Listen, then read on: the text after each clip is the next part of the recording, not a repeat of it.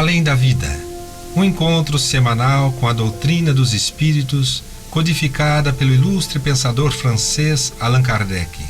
Um momento de meditação, um momento de reflexão, um momento de luz. Além da Vida, uma mensagem de esperança para um novo amanhecer. Todos os domingos, às 8h30 da manhã, aqui, na Rádio Londrina.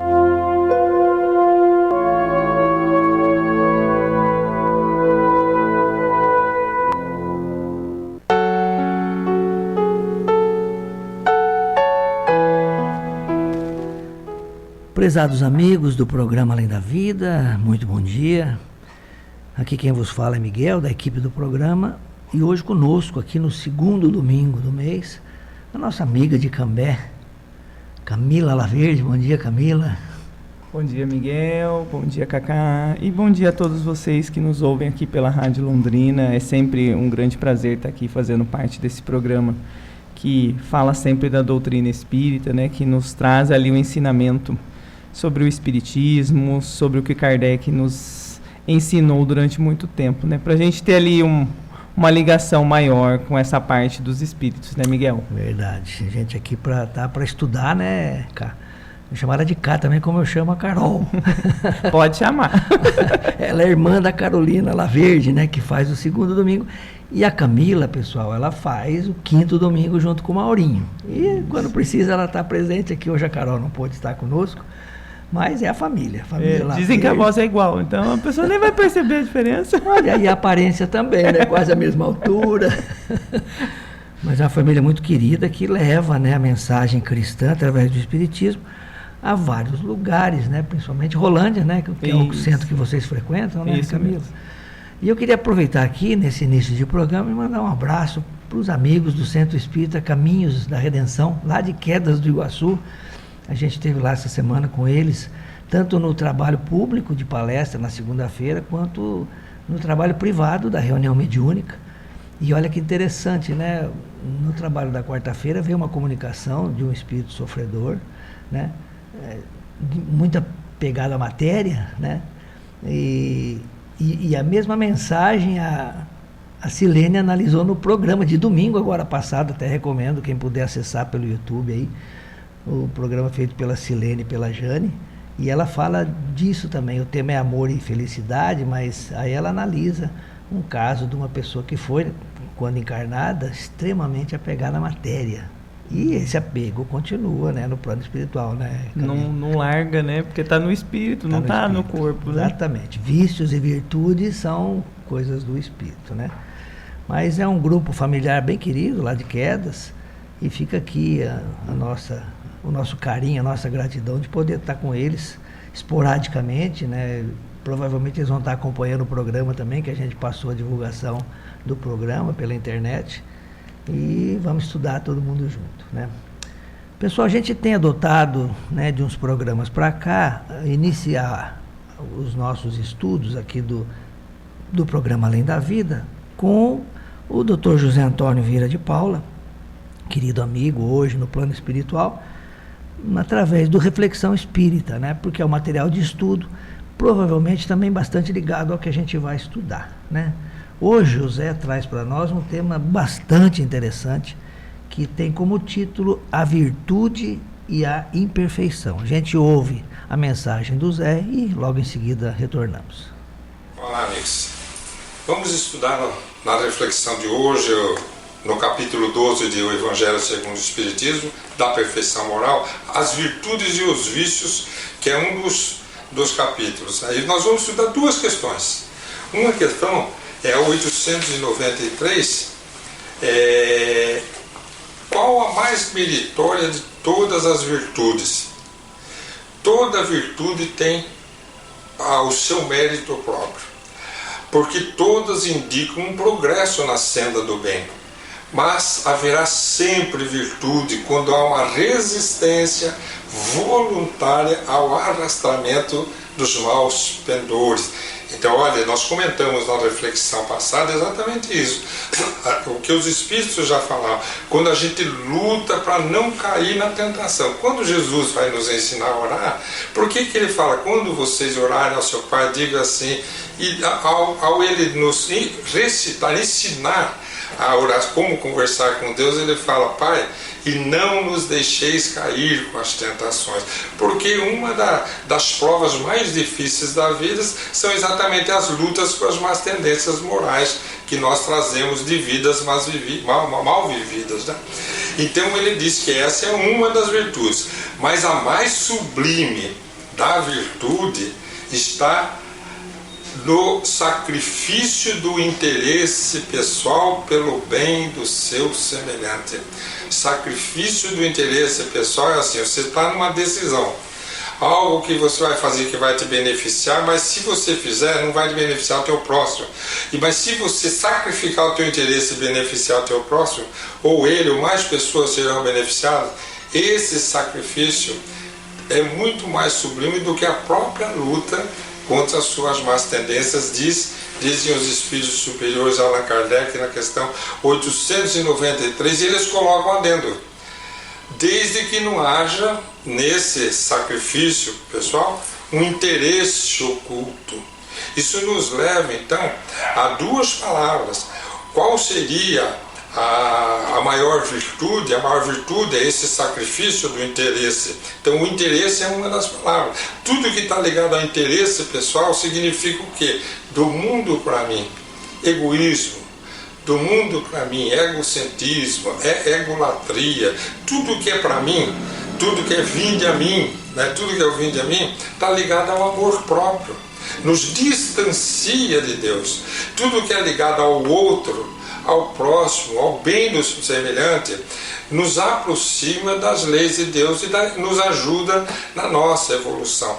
Então é muito importante, isso nós vamos encontrar na obra espírita em várias questões que a gente pode colocar lá ou procurar no índice a palavra intenção, e nós vamos ouvir os espíritos superiores dizerem em vários momentos: tudo depende da intenção. Até nas nossas leis jurídicas atuais a gente vê isso. Se há intenção de cometer um crime ou se não há intenção. Foi sem querer, vamos dizer assim, foi por acaso, né?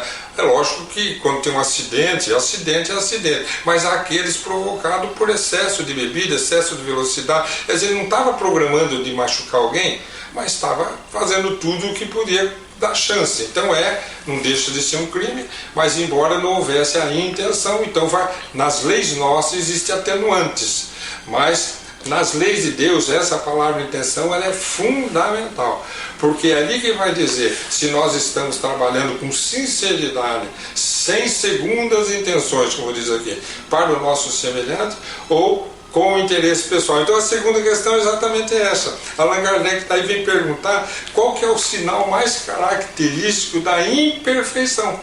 E a resposta é a palavra: o interesse pessoal. Então são forças que trazem para nós tudo a nosso favor, forças que levam para o semelhante, tudo pelo bem do próximo. E aí se divide o bem e o mal, o altruísmo do egoísmo, o amor ao próximo, o amor próprio. E aí que nós vamos ver quando que nós estamos andando em direção à evolução moral ou quando que nós estamos aprisionados. Eu deixei reservado uma historinha para a gente comentar, que eu nunca pensei que fosse usar nesse tema, porque é uma história que eu iria usar para um tema sobre a caridade. Mas ao contrário, ela coube, eu acho que muito bem aqui, é muito importante falar sobre essa historinha. Foi escrita pelo escritor que usou o pseudônimo de Malbataan. É um escritor que eu admiro muito, tive muitos livros dele, meu pai tinha a coleção, desde pequenininho eu lia todas aquelas obras, me apaixonava pelos ensinamentos éticos, morais. E ele cria esse personagem persa, a Malbataan, né, para poder contar histórias desses encontros nesses países muçulmanos, histórias maravilhosas. E num dos seus livros, que é talvez o mais famoso, já passou de 50 edições, é O Homem que Calculava. Ele vai contar uma história que vai nos servir hoje para reflexão. Mas eu gostaria de falar um minutinho sobre Malba-Tahan, porque as pessoas conhecem Malba-Tahan, já ouviram falar de Malba-Tahan, mas não têm noção de quem era. Malba-Tahan foi uma pessoa, ele era carioca, nasceu no Rio de Janeiro, na cidade do Rio de Janeiro, então carioca, né? No estado do Rio de Janeiro é fluminense, então ele era carioca e fluminense. E o nome dele é Júlio César de Melo e Souza. Viveu na infância no estado de São Paulo, no interior, depois foi crescer lá, viver em Pernambuco, onde fez faculdade e tudo. Matemático por excelência, né? Ele era professor, educador, pedagogo, conferencista, matemático. Ele foi um matemático tão importante, escreveu livros sobre didática dentro da matemática, com essas histórias tão importantes, que o dia do matemático, dia 6 de maio, é o dia do seu nascimento. Então ele foi homenageado com o dia do matemático, o dia do seu aniversário de nascimento, Júlio César de Melo e Souza. Tem pessoas que ainda se recordam dele em vida. Ele desencarnou em 74. Em 1974, num infarto fulminante, 79 anos, dando aula. Né? Uma pessoa que deixou um legado para a humanidade, livros traduzidos em vários idiomas. Até hoje tem edições sendo lançadas segundo o site com o próprio nome dele, malbatahan.com, vocês procuram. Tem muita informação e muitos livros maravilhosos. E nesse livro, em que ele escreve a história desse matemático, Beremi Samir, de 26 anos de idade, um jovem muito inteligente, que cuidava de carneiros e contava aves, e foi descobrindo essa sua habilidade em matemática. Então ele conta como a personagem principal encontra Berenice, se impressiona com a sua genialidade e convida ele para ir para Bagdá. Servia seu mano, que era um grão-vizir, lá para ele ficar o chefe de toda aquela de Bagdá, para ele poder ser um grão-vizir daquele califa lá, né? Então ele topa de ir, os dois montam no mesmo camelo e vão. E um dia eles estão passando perto do deserto, atravessando, passando perto de um caravansará. Caravansará seria a rodoviária dos camelos lá no deserto, só que aquela estava abandonada. E estavam numa discussão, 3 pessoas discutindo ali, e eles param, vão lá ver o que está acontecendo, perguntam se pode ajudar, e o mais velho responde: olha, nós estamos vivendo um dilema aqui, estamos muito nervosos, porque nosso pai faleceu e nos deixou 35 camelos. E para o mais velho, que sou eu, ele pediu para ficar metade, está lá na herança. Para o do meio, para ficar uma terça parte, e para o menor, uma nona parte. Só que não dá para dividir 35. Pela metade daria 17,5. Dividir 35 em 3 partes vai dar 11 e pouco. Dividir 35 em 9 partes vai dar 3, pouco camelo. E nós estamos aqui sem saber como fazer. E nisso, o matemático, muito astucioso, olha que interessante, ele usa o seguinte argumento: fala, então vocês fiquem tranquilos, deixa que eu me ponho como X e resolvo de uma maneira equânime essa situação, que todos serão agradados. E virou para o amigo dele, que era o dono do camelo, que estava dando a carona para ele para Bagdá, e disse assim: você me cede o seu camelo, eu vou dar para eles, porque daí a divisão fica redondinha. E eles: pô, não, mas daí nós vamos ficar a pé, só tem um camelo. Eu falei: fique tranquilo, eu sei o que estou fazendo. Então ele já sabia de antemão que ao ele acrescentar aquele camelo, mudaria toda a orientação daquele cálculo. Viraram 36 camelos, não eram mais 35. 36 por 2 deu 18. 18 é mais que 17,5. Perguntou para o mais velho: você está satisfeito? Lógico que eu estou, já ganhou mais do que ele iria ganhar. E vamos dividir por 3, dá 12. Ia ser 11 e pouco. Você está satisfeito? Lógico que eu estou, já estou ganhando mais. Aí virou para o outro: olha, dá 4 camelos, uma nona parte. Você ia ganhar 3, não sei, não está bom para você. Nossa, ela resolveu o problema. Só que a hora que você soma 18 com 12 com 4, dão 34 camelos. Sobram 2. E aí entra aquele raciocínio: como que se for sobrar 2? E é simples, porque se 3,5 sobra 0,5, do outro sobra 0,6, do outro já sobrava quase 2 camelos ali, naqueles pedaços lá da conta da matemática. Quando ele acrescenta o dele, é que ele faz sobrar de vez. os 2 camelos. Então ele fala, então, não seria justo agora que eu devolvesse o camelo do meu amigo que entrou na conta e esse que sobrou se não podiam dar para mim, porque eu resolvi o problema? E eles falam, nossa, é justíssimo. Todos ficaram satisfeitos. Quando eu conheci essa história, eu pensei um dia eu vou usar essa história para refletir sobre a caridade. Você dá algo seu e recebe em dobro. Mas a astúcia desse matemático foi muito oportuna. Assim, na verdade, ele estava de segundas intenções. E o tema que nós estamos abordando hoje é qual é a intenção. Nesse caso, há um pormenor. Todos saíram ganhando. Porque aquele que ia ganhar 11,5 ganhou 12, o que ia ganhar menos que 4 ganhou 4. Então todos ficaram satisfeitos. Mas o matemático foi astuto. Então a intenção dele era, se for, então vamos pôr dentro do tema em voga. Se nós olharmos para o coração daquele matemático, porque Malbatahan, ele escreve livros com ética e moral muito bonitas, as histórias dele. Vamos colocar essa ética moral dentro desse jovem. Se ele fez isso sabendo que ia ser bom para eles, mesmo que fosse bom para ele, porque eles podiam não querer dar de volta o camelo, né? Ou aquele que sobrou podia ficar para o mais velho e falar, não, eu sou mais velho, eu vou ficar. Não, se ele tivesse feito isso então de boa intenção, falou, olha, aí vocês ficam com o camelo, mas devolvem o nosso e está pronta. E alguém vai ficar com o camelo a mais. Então veria que ele é uma pessoa boa. A intenção dele era só resolver usando a sua inteligência, usando a matemática. Mas se ele fez aquele raciocínio pensando em ganhar o camelo que ele sabia que ia ganhar, naturalmente ele estava pensando em si próprio, embora soubesse que fosse resolver os problemas dos outros, mas aí não haveria mérito.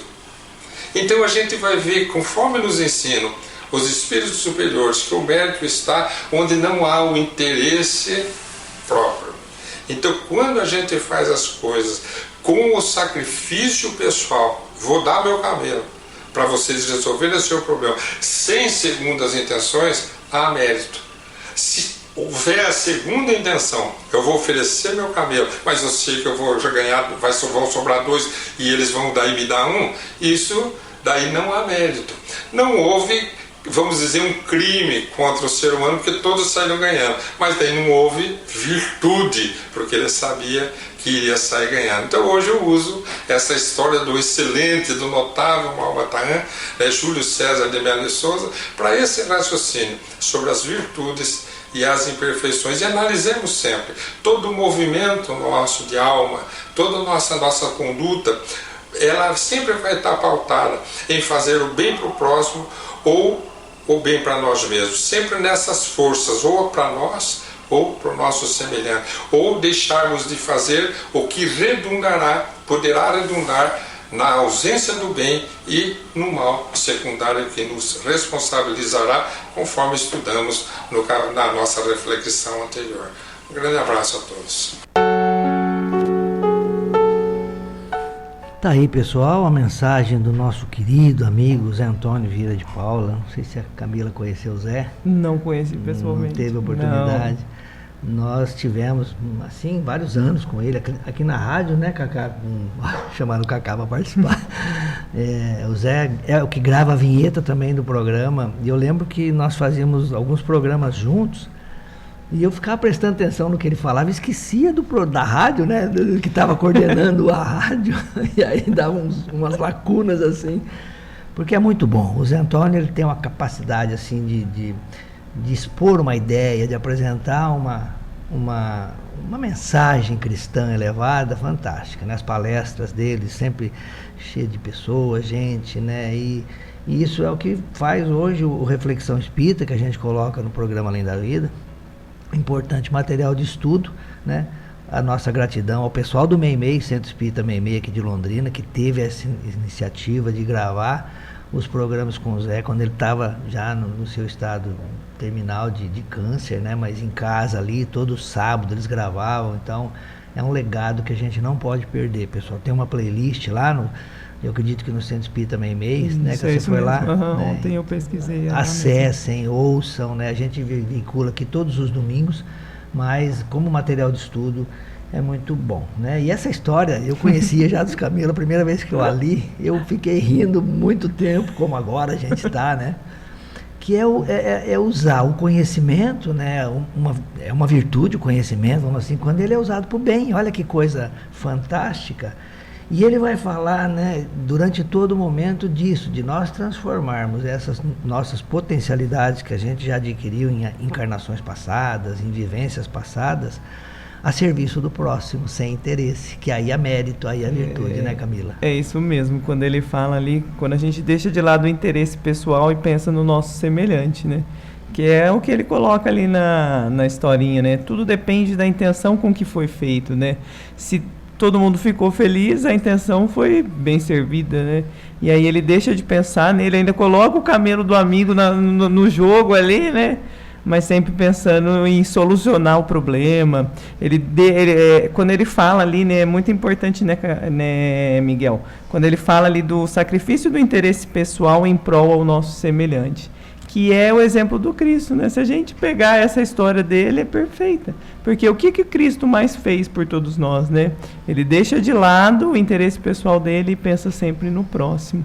Então, a lição que fica do estudo e da reflexão do José Antônio é sensacional, porque muitas vezes o egoísmo que ele trouxe ali, tudo que é relacionado a nós, né, o nosso interesse pessoal nos afasta de Deus.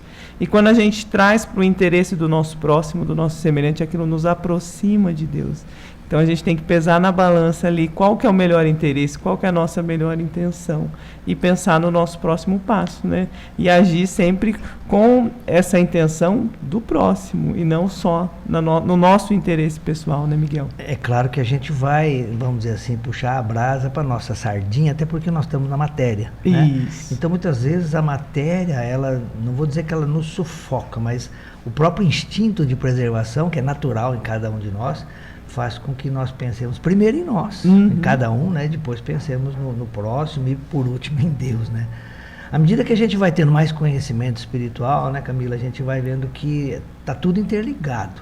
Mas, é por isso que a recomendação do Cristo é do não julgamento das situações, porque nós não sabemos realmente as intenções de cada um. Isso vai dentro de cada um. Deus sabe. Com certeza. Quando você, quando eu, quando o amigo rádio ouvinte faz qualquer ato, né, ele sabe o que passou no coração, no pensamento. Por que ele fez aquilo. Exatamente, se tem mérito ou não. Né? E o que eu achei também muito bonito na mensagem foi como o Zé Antônio fecha dizendo que todos ficaram felizes. Olha só, nós vamos trazer isso para o nosso dia a dia, né? Na nossa família, no nosso trabalho, né? Se todos ficam felizes com o que acontece ali, que bom, todos crescem, todos ganham, né? Isso. Se um fica triste, opa, pera lá, tem alguma coisa que não está legal. Tem alguma coisa que saiu errada ali, né? Então, porque a gente vai partir do pressuposto que todos somos filhos de Deus. Então, se todos estamos aqui, todos têm que crescer, todos têm que aprender, todos têm que, no final, alcançar a felicidade. Quando a gente olha a estrutura do Livro dos Espíritos, né, as 4 partes que são constituídas, né, as origens, as causas primárias, depois vem toda a parte do mundo espírita, agora que nós estamos estudando as leis morais, para alcançar o quê na última parte? A felicidade. Né? Então, há todo um caminhamento, e a gente vai ver isso nas obras de Kardec, é muito claro, né? Quando a gente estuda as leis morais, hoje nós vamos estudar o capítulo 10, que fala da lei de liberdade, logo em seguida. Né? É a lei que antecede a última lei, a lei de amor, justiça e caridade, que resume as outras 9. Né? Para fechar essa parte terceira do Livro dos Espíritos, que é o capítulo da perfeição moral. Então, olha só, essa terceira parte que fala das leis morais mostra a lei divina ou natural, o que ela é, depois 10 leis e depois a perfeição moral, né, que é a última. Então, há um encadeamento lógico, metódico, que nós devemos seguir, né, para alcançar a felicidade, alcançar a perfeição moral. E lembrando que nas leis, né, Camila, começa com a lei de adoração. Sim. É a primeira lei. A primeira lei, a gente nunca pode esquecer, né? E tem que né? ser, né? Porque ali parte tudo, né? De Deus, né? E a última é a nossa perfeição, que é onde a gente quer chegar. Exatamente. Você pegar um caminho lógico que a gente faz ali, né? E é um caminho seguro, né? Então, gradativo, gradual, a gente vai caminhando passo a passo à medida que a gente vai enfrentando os nossos vícios e as nossas imperfeições, né? Vai deixando de lado o interesse pessoal pelo ato desinteressado, em benefício próprio, pelo bem, né? Só pelo bem. E aí, claro, a gente vai chegar nesse estado de plenitude que o Cristo falou que é um estado que todos nós poderemos alcançar, como ele alcançou, da perfeição relativa, né? É muito importante, né? Daí você pega e analisa, né? Traz ali da lei da adoração, que é o princípio inicial, e vai até o final. E ele não fala que é rápido, né? Ele traz para você um roteiro, mas em nenhum momento ele falou, vai ser rápido e fácil, você faz isso. Não. Segue assim que vai... Não, ele deixa a gente, né? Cada um de nós tem o seu tempo, o seu livre-arbítrio, para chegar desde a primeira lei, desde o primeiro conhecimento, desde parar ali, sentar e falar assim, aonde eu quero chegar? E aí o que eu preciso fazer? E é isso que Kardec traz. Ele é tão didático nisso, né, Miguel? Que ele traz para a gente, se a gente parar e analisar qualquer obra dele, do Evangelho que seja, que é as passagens moral do Cristo, ele traz essa mesma finalidade, aonde eu quero estar, aonde eu quero chegar e o que eu preciso fazer. Então é sensacional essa parte, essas obras de Kardec. Você comentou do Evangelho, né? É um livro que, claro, nós recomendamos toda a obra de Kardec e fica aqui o registro, pessoal. Quem não as tem em físico, os livros, né? Pode baixar o aplicativo Kardecpedia gratuitamente no celular ou no computador e ali vai ter todas as obras de Kardec, as 23 obras, né? E aí pode fazer esse estudo. E o Zé, ele mencionou do Evangelho, isso, porque capítulo 12, é um tratado de moral, exatamente. E o Evangelho ele também tem a sua estrutura didática, né? Tem. Os 4 primeiros capítulos, né? É como se fosse... Ele fundamenta toda a parte moral através de alguns ensinamentos de Jesus. Chega no 5º que ele fala bem-aventurados os aflitos, que somos nós os espíritos imperfeitos. E é o capítulo maior desse livro. Sim, é o capítulo que traz tudo, né?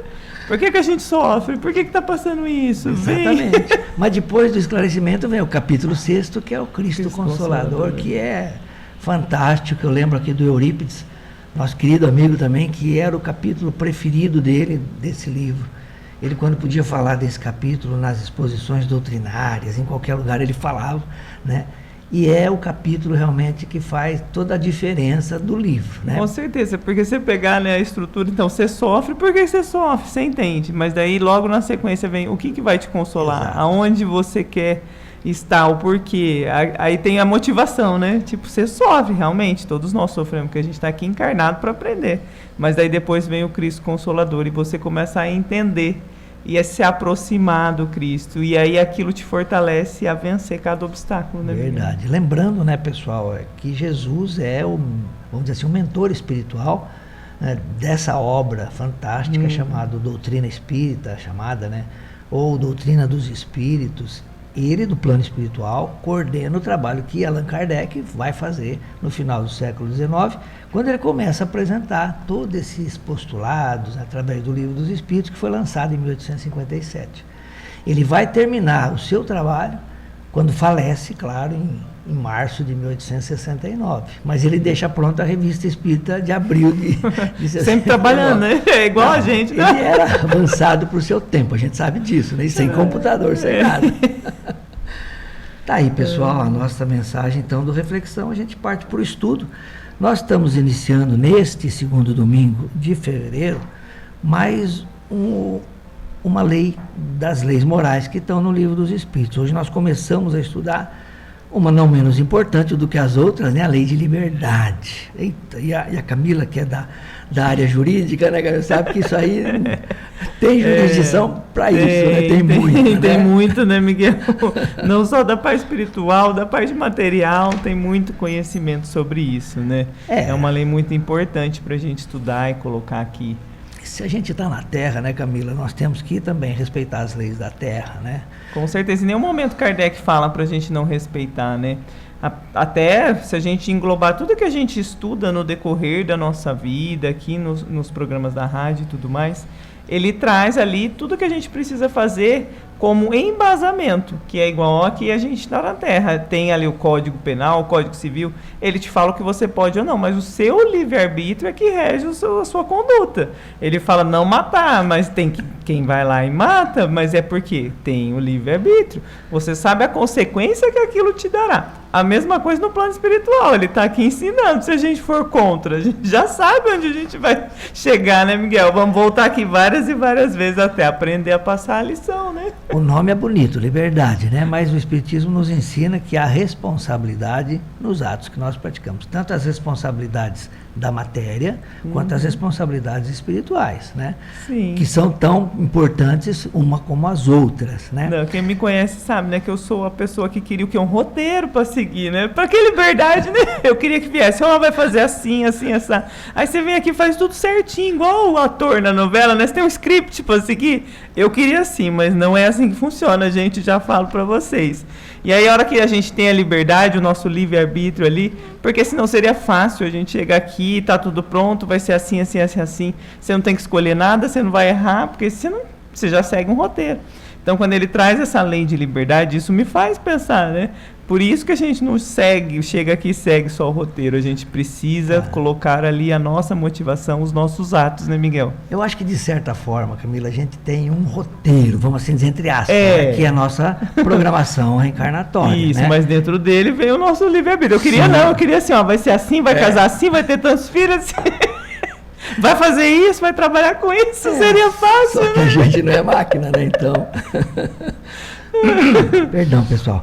Mas olha, eu quando comecei a estudar essa lei Kardec apresenta para todos nós, no capítulo 10 do Livro dos Espíritos, da terceira parte, em 10 tópicos, né?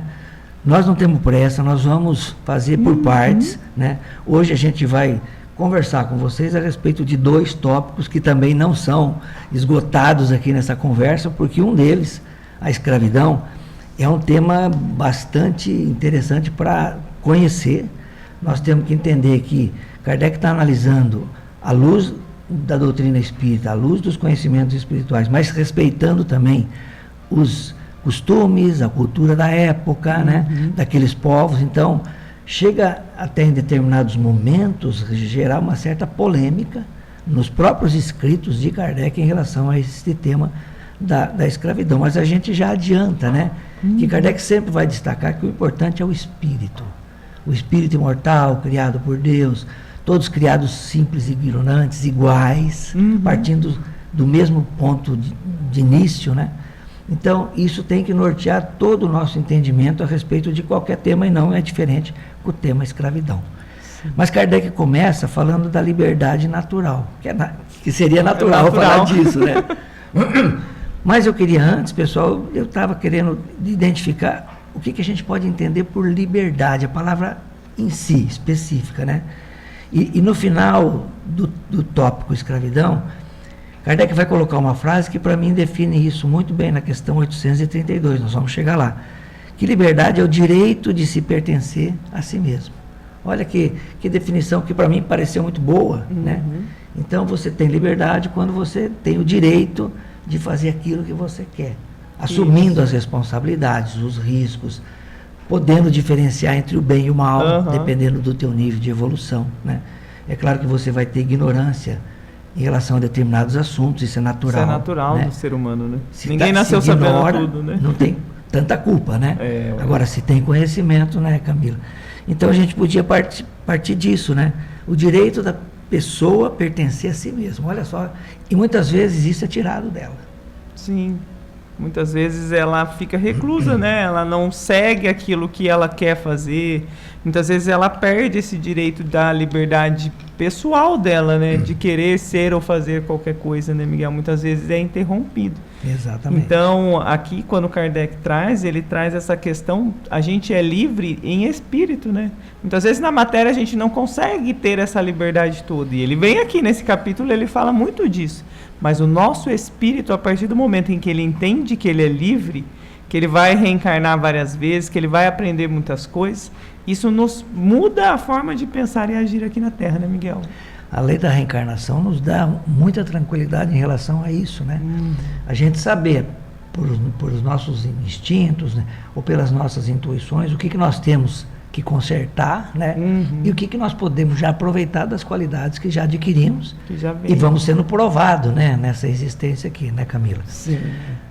Kardec vai começar na questão 825, pessoal, com uma pergunta bem simples, né? Eu vou ler a pergunta, a Camila lê a resposta, e nós vamos comentando a respeito, né, desses textos colocados por Allan Kardec, e a gente sempre recomenda que as pessoas que tiverem acesso ao texto na íntegra é melhor, porque aí no aconchego do lar ou no momento de meditação é muito bom para a pessoa receber intuições do seu anjo da guarda. Sim, para refletir também, né? Exatamente, que eu acompanho, exatamente. Quando a gente faz o estudo, eu faço um estudo, participo, e aí ele fala, né, que muitas vezes a gente ouve ali as conversas, o ensinamento passado, a gente põe no oxigênio, chega em casa e vai refletir, pensar, porque daí você junta o que é seu de fato, com o seu conhecimento, com os espíritos que te ajudam e te faz refletir se aquela mensagem para você faz sentido ou não. Sim. E aí você guarda ou descarta, né? Então nunca deixa ela morrer, fala, não, eu sou contrário a isso e pronto. Não, leva para casa, põe no oxigênio e reflete em casa.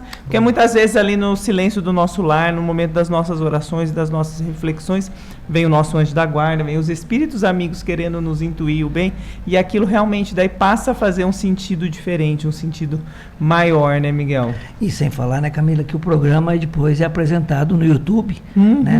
Não imediatamente hoje no domingo, mas durante a semana. Na semana ele está lá disponível. E a pessoa às vezes ela não consegue captar todo o que a gente fala aqui no programa. Depois isso, como a Camila falou, num momento assim mais sossegado, né? Ele ouve com mais calma, entende de outra maneira, né? Anota, vai buscar nas fontes que a gente cita. Quantas vezes, Miguel, você já leu um texto, passou ali 1 ano, 2 anos, seu conhecimento mudou e o texto fez mais sentido ou levou para um outro sentido? E o texto é o mesmo, o texto é o mesmo. Kardec, as obras dele são de 1800 e tarará. Mas muitas vezes o nosso conhecimento faz a gente mudar a percepção sobre aquilo e ter um outro entendimento. Então, por isso que é tão importante a gente permanecer lendo, querendo buscar o conhecimento, querendo ouvir. Se você buscar programas anteriores lá, você vai ver que é diferente, vai fazendo sentidos diferentes ao decorrer da nossa existência. É verdade. Eu lembro de uma passagem de Kardec que parece que está registrado no livro Obras Póstumas, né? Obras Póstumas é um livro escrito depois que Kardec faleceu, então as pessoas recolheram as suas anotações, né? E publicaram, não sei se 50, 60 anos depois, né? Até um livro que a gente recomenda que se leia com muita atenção, porque não foi Kardec que escreveu. Quer dizer, Kardec foram anotações de Kardec, né? Mas é interessante. E narra ali uma situação que Kardec estava, né, analisando, eu não lembro que parte do livro, né? E ele estava redigindo ali, levou o texto que ele preparou para a reunião na sociedade, mas enquanto ele estava redigindo, ele ouviu uns barulhos, né, na parede, assim como... A princípio pensou que fosse coisas naturais, mas depois, como o barulho se repetia, né, ele ficou incomodado. Tudo bem, né? Por exemplo, ele estava lá à tarde, à noite, ele levou para a reunião na Sociedade de Paris e perguntou ali para São Luís, que era o presidente da casa, o próprio espírito, né, se aquele barulho era alguma coisa. E o espírito, sim, a gente queria te alertar porque o que você estava escrevendo não estava bem. Vá lá e revisa na linha tal do parágrafo tal. Aí Kardec, quando chega em casa, ele revisa e ele encontra um erro grave, né? Você vê. Então, é isso. A gente, às vezes, no momento, entende uma fala, um escrito de uma forma. Por quê? Porque a gente está com o pensamento meio perturbado ou não está tranquilo. Num outro momento, o mesmo texto a gente vai entender de uma maneira mais clara. Se isso aconteceu com Kardec, imagina com a gente, né?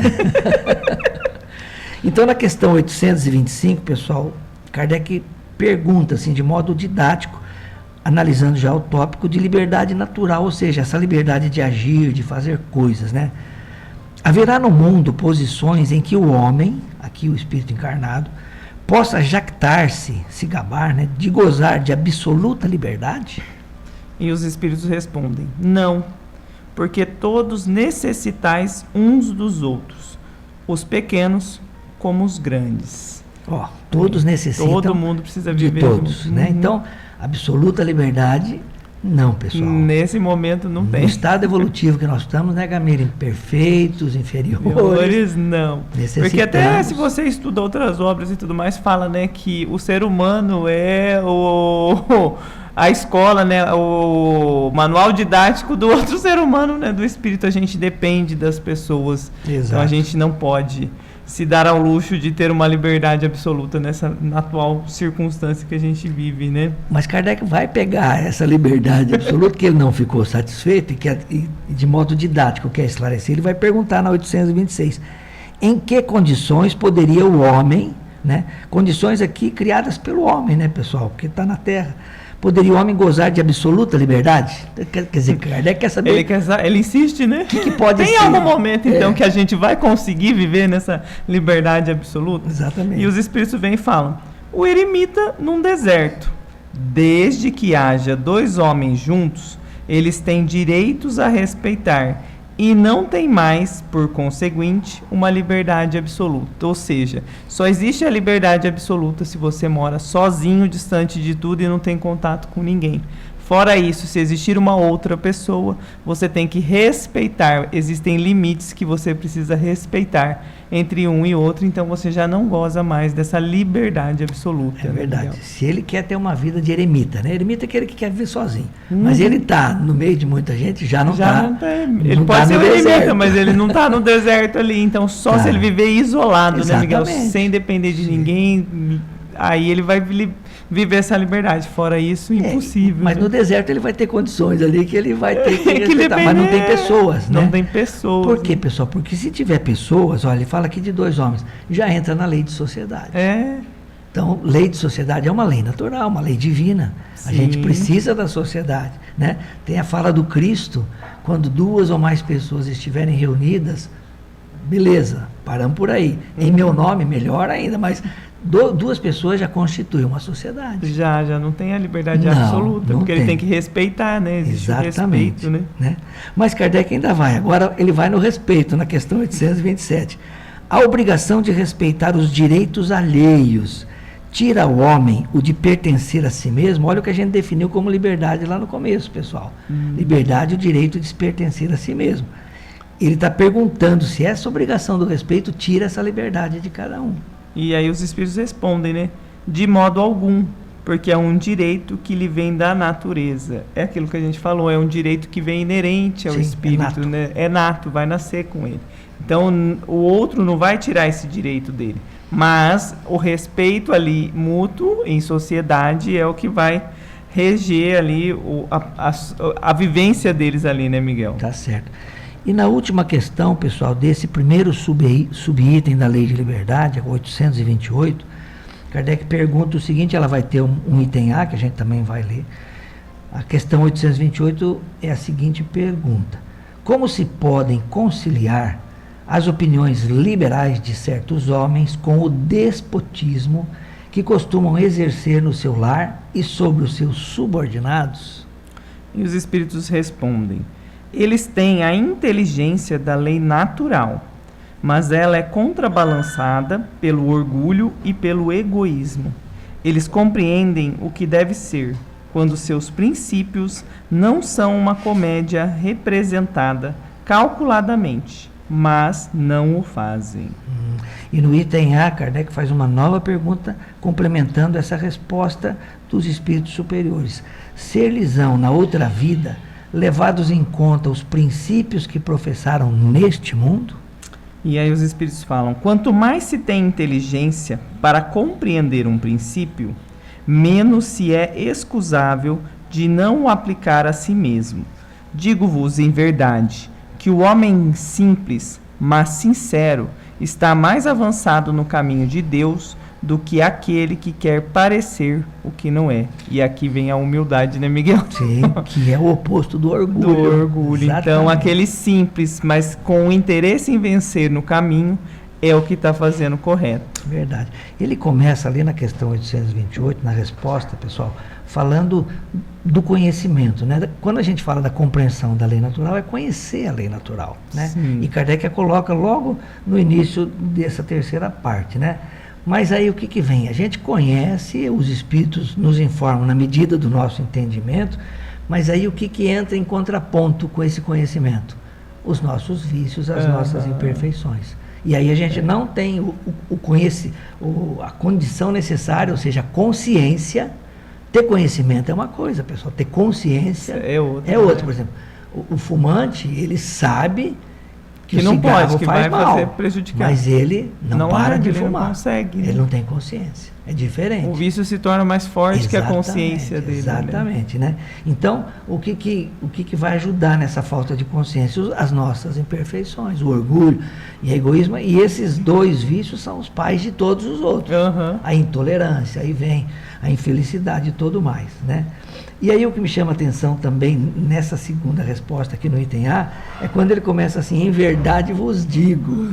Quem que falava dessa forma? Em verdade vos digo, né? O próprio Cristo, né? Então, dá para se entender que é ele participando aqui dos esclarecimentos, das informações que a gente está colocando para vocês. Com certeza, né? A gente vê o detalhe ali, chama atenção, que é o que o mestre falava para a gente quando ele aqui veio, né, Miguel? E aí, a gente para pensar, quando a gente lê essa parte, né, da liberdade, que você fala da consciência, do conhecimento, é aquilo que a gente já ouviu, não sei se alguém já ouviu esse ditado também, né? A quem muito foi dado, muito será cobrado, né? Então, quando a gente tem o conhecimento, ele vai ser cobrado da gente. E a gente fala, nossa, parece que eu estou vivendo um turbilhão. Não, é porque foi te dado o conhecimento de saber que aquilo é errado e vai ser testado, Sim, né, Miguel? sim. Então, vai ser provado. Vai ser provado. Exatamente. Se você aprendeu, né? Então, é importante isso, Eu né? acho muito bacana isso, pessoal. Vamos supor, né? Quando a gente domina um tema, até certo ponto, né? A gente até mas sente feliz quando alguém provoca. A gente pergunta, você fica esperando a pessoa perguntar. Não, mas a gente tem que fazer aquilo de forma humilde, né? Não, é que você fica, quando a gente começa dentro da doutrina espírita, daí você aprende, você lê e tal, aí você fica esperando a pessoa vir te perguntar alguma coisa pra você falar, eu vi uma palestra assim, assada e tal, não é? Porque para você aquilo já abriu a sua mente, você quer que a pessoa também entenda, né? Sim. É sensacional. Não, eu, por exemplo, eu adoro basquete, joguei basquete quando era jovem, depois um pouco quando era adulto, depois virei professor, virei técnico, né? E eu procuro todas as vezes que eu posso ensinar, né? Às vezes eu vou numa loja de esporte lá e tem o pai com o filho, né? O filho, claro, que é aquela bola mais bonita, mas não é a bola mais adequada para ele. Aí a gente chega perto, conversa com o pai, escuta, qual bola você vai comprar para ele? Ah, não sei, ele está querendo aquela toda bonita lá, mas olha o tamanho da bola, que lá é para adulto, né? Compra uma pequenininha, mais pequenininha, ele não vai querer. Mas ele não vai ter felicidade. Ele vai tentar arremessar, não conhece. Exato. Aí o pai pergunta, e eu fico esperando essa pergunta, né? Que bola que eu compro para ele? Aí eu dou uma resposta prática, como Kardec faz aqui. Então, eu penso que a vida ensina isso para a gente, né? E eu falo assim, a bola que ele consegue segurar na mão. Como assim? O senhor pega uma bola, põe embaixo da mão dele e deixa ele segurar a bola. Se ele conseguir segurar a bola não cair, é essa bola para ele. Ah, mas ele vai crescer, a mão vai ficar maior. Aí o senhor compra outra bola. Você vai subir no nível, Exatamente. né? Então, com aquela bola que ele segura na mão, ele vai ter muito mais felicidade em realizar os movimentos, em acertar na cesta e vai ficar feliz. Não é isso que o senhor quer que ele seja? Feliz. Aí, ó, viu? É uma lição. Aí o pai fica convencido e o pai sai feliz também, porque aquela bola menor é mais barata. Então, pessoal, acho que essas lições a gente vai aprendendo na vida, né? Todos nós temos as nossas potencialidades, né? A Camila tem, eu tenho, o Cacá tem. Então nós temos que fazer com que essas potencialidades tragam felicidade ao próximo. E vai trazer felicidade para a gente também, né? A partir do momento que a gente, que é o que o José Antônio trouxe no começo, a partir do momento que você pensa no interesse do próximo, aquilo também vai te agradar, né, Miguel? Traz a felicidade para você, de você ver a outra pessoa feliz, né? Pessoal, a gente pensou, né, no começo do programa, até antes, conversando com a Carol, de analisar 2 subitens. O próximo item é escravidão. Então, nós vamos deixar esse item para o próximo mês, né? Dá tempo da gente estudar um pouco mais.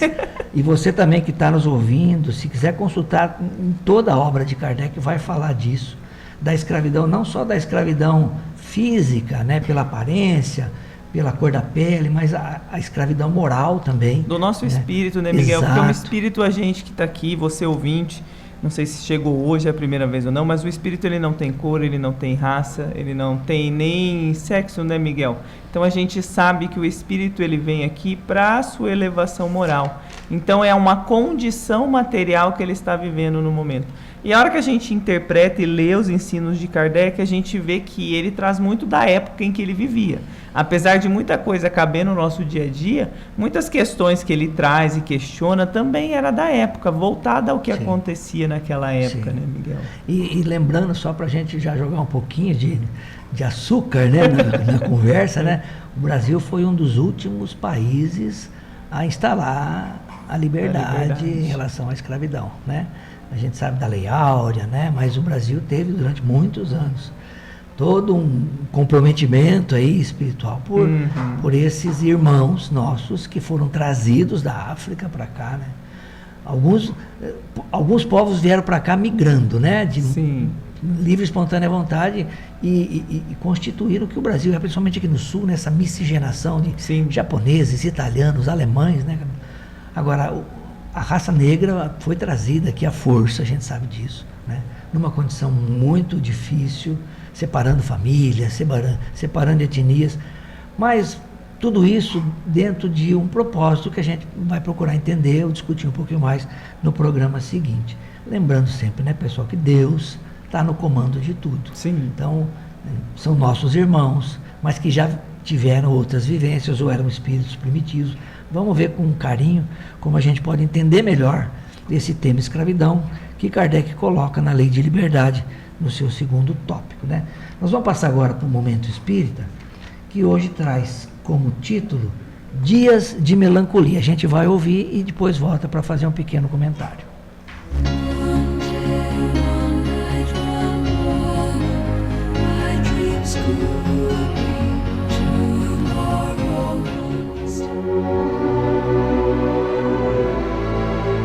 Dias de Melancolia.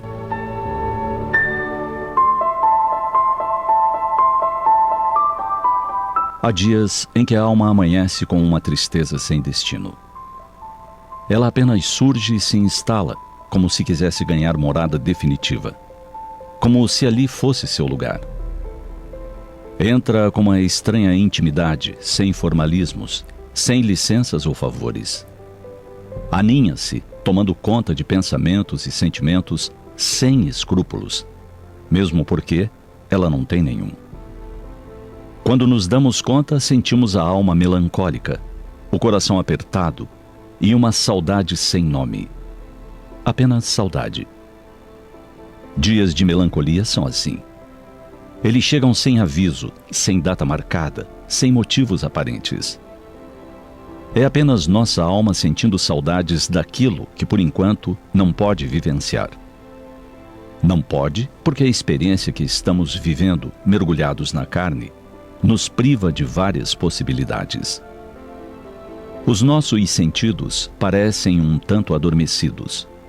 Nossas capacidades se apresentam limitadas. Vivemos em um corpo físico. Viver no mundo nos impõe ainda preocupações com a sobrevivência do corpo, com sua saúde e muitas responsabilidades.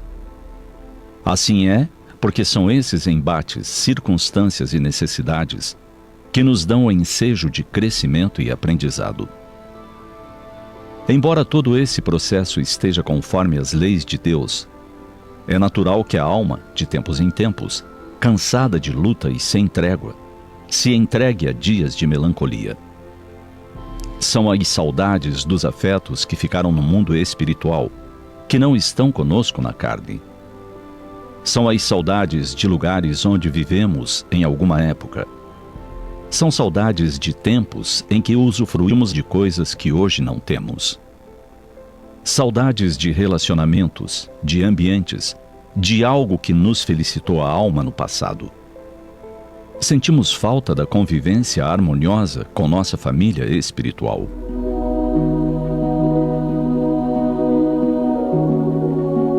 Nesses dias de melancolia, a oração poderá ser o remédio que nos haverá de amenizar a alma saudosa e o coração entristecido. A prece nos auxiliará a lembrar da importância dos dias que ora vivemos, das estradas que nos compete trilhar, das tarefas a cumprir. e nos convidará a oferecer a vida àqueles que nos cercam, aos que cruzam nossos caminhos, os melhores valores do nosso coração. A fazer de nosso exercício profissional um exemplo, uma constante dedicação aos compromissos familiares. A vida é fugidia e passa rápido. Não nos permitamos alimentar dias de melancolia para que não se transformem em patologia grave e não nos conduzam a enfermidades de difícil cura. Aprendamos, mesmo em meio a rudes provas, a nos encantar com o mundo que todos os dias renova as suas paisagens de luz e de beleza. Aprendamos a diminuir a saudade na doce audição de uma melodia de paz e no refúgio da oração. Peçamos apoio ao nosso anjo de guarda, esse ser designado por Deus para nos amparar e conduzir nesta vida. Tudo tem seu tempo determinado no imenso universo de Deus. Este é o momento de estarmos aqui, neste planeta azul. Haverá momentos de vivermos na espiritualidade, momentos de encontros e de reencontros, momentos de arrefecer a saudade. Agora é o momento de nos servirmos da vida para crescer. Pensemos nisso.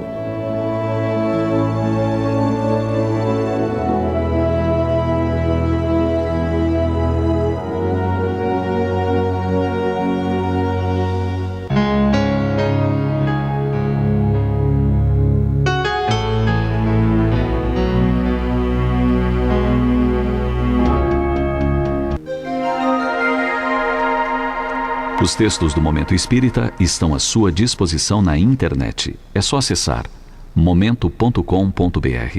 Mais informações, ligue 41 3223 6174, Curitiba, Paraná.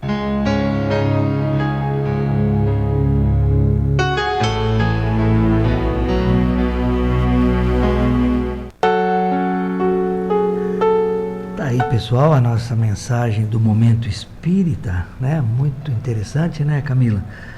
Muito boa. O texto ali fala para a gente cuidar, né, de não transformar esses dias, os prolongar muito, né, que de certa forma vão prejudicar o nosso trabalho. Eu já estava aqui maquiavelando como é que... Maquiavelando, não sei se é uma palavra boa. Vem de Maquiavel, né? Não, mas no bom sentido, né? De transformar os dias em momentos, né? Pera lá, então vai ter hora assim que a gente, pô, pera lá, mas eu fui dormir, estava feliz, agora estou triste, né? Eu a princípio eu pensaria, olha, tem alguém comigo aqui que está triste, está precisando ser animado, né? E eu lembrei aqui, estava falando com a Camila da historinha dos camelos lá e já me pus a sorrir. Então, em contraponto a um momento de melancolia, de tristeza, né, Camila? Quem sabe lembrar uma coisa boa. Né? Que aí vai entrar em choque, vamos ver, acredito que a luz vai prevalecer, né? Acho que é isso. Mas é isso, né, Miguel? É o que ele falou ali, muitas vezes vai chegar pra gente ali a saudade dos parentes, de algo que você viveu, de algo que você sente falta, daqueles que já foram, não.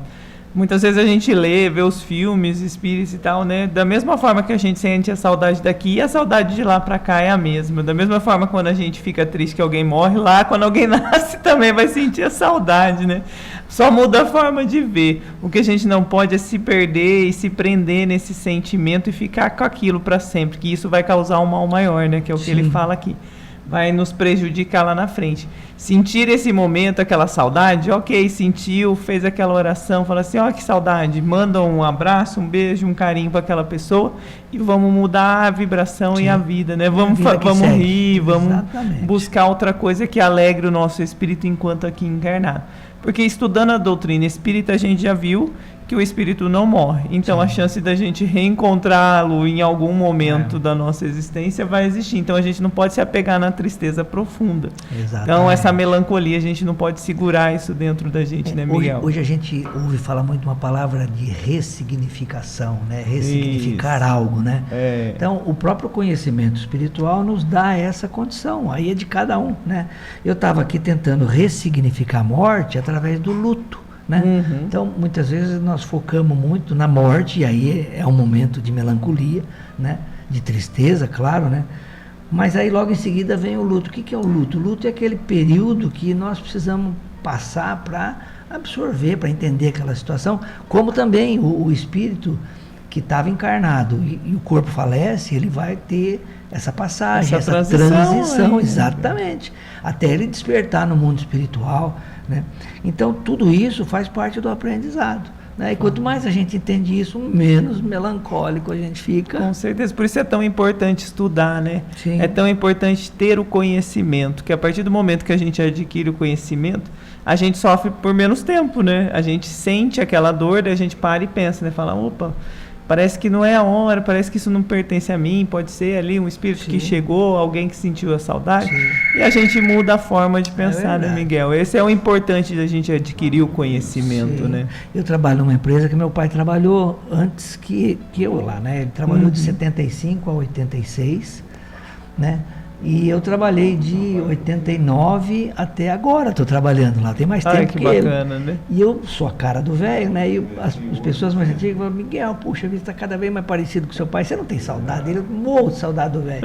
Falei, se você, que não é filho, tem saudade, imagina a gente, né? Mas ao mesmo tempo que eu tenho saudades, eu fico feliz porque eu fiquei com ele o tempo todo. É um legado, o que você passou com ele, ninguém vai tirar. O espírito não vai esquecer nunca, né, Miguel? É isso que é a parte mais importante. E a pessoa que chega para mim triste, né, ela sai feliz porque viveu feliz, né, com a vivência que nós tivemos. E isso é o mais importante, o caminhar juntos, a memória, né, que você teve de tudo que você caminhou com ele é o mais importante do que aquela dor que você sente da saudade. A saudade existe, com certeza. A gente não tira a saudade de ninguém, né, Miguel?